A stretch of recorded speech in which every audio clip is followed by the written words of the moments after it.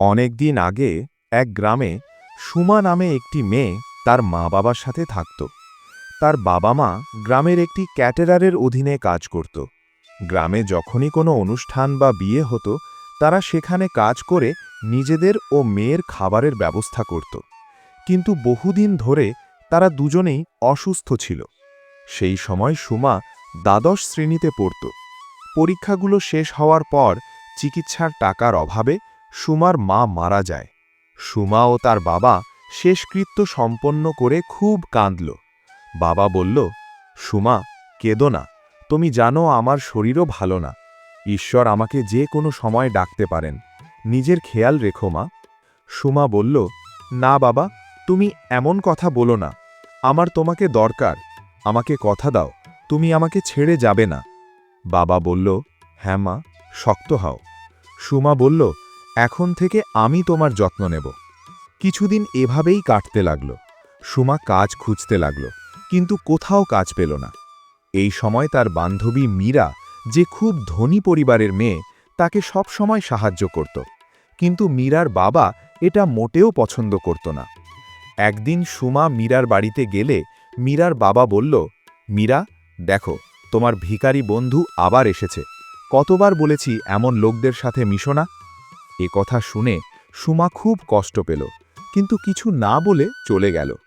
পরে মীরার বাবা সুমার বাবার কাছে গিয়ে বলল, তোমার মেয়েকে বলো যেন আমার মেয়ের সাথে আর না মেশে, নিজের সীমা জানো কি?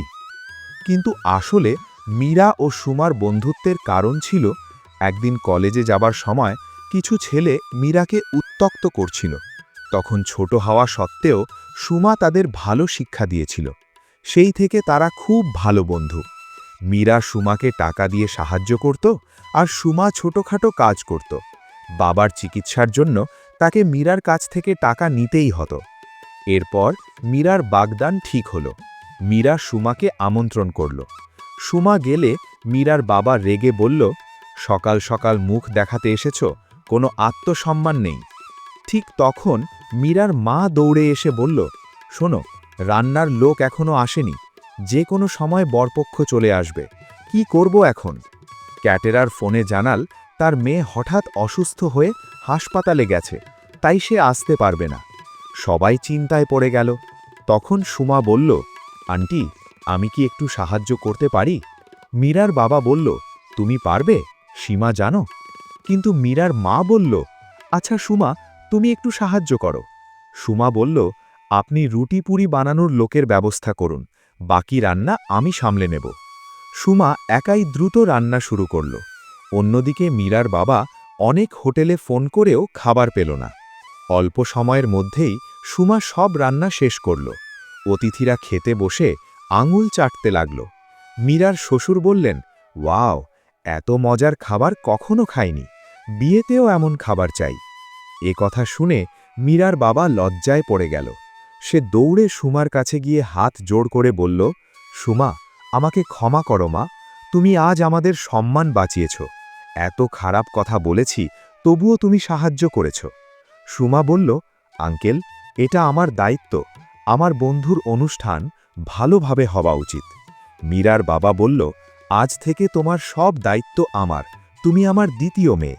সুমা বলল, ধন্যবাদ আঙ্কেল, কিন্তু আমাকে একটা ছোট কাজ পেতে সাহায্য করুন, আমি নিজের পায়ে দাঁড়াতে চাই এবং বাবার চিকিৎসা করাতে চাই। মীরার বাবা বলল, আজ থেকে গ্রামের সব অনুষ্ঠানে রান্নার জন্য তোমাকেই ডাকা হবে। এরপর থেকে সুমা নিয়মিত রান্নার কাজ পেতে লাগল।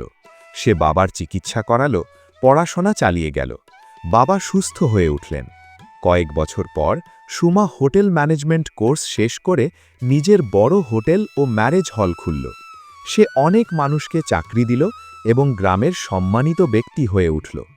পরিস্থিতি যতই খারাপ হোক, যার মূল্যবোধ শক্ত, সে গরিব হলেও জীবনে বড় উচ্চতায় পৌঁছতে পারে।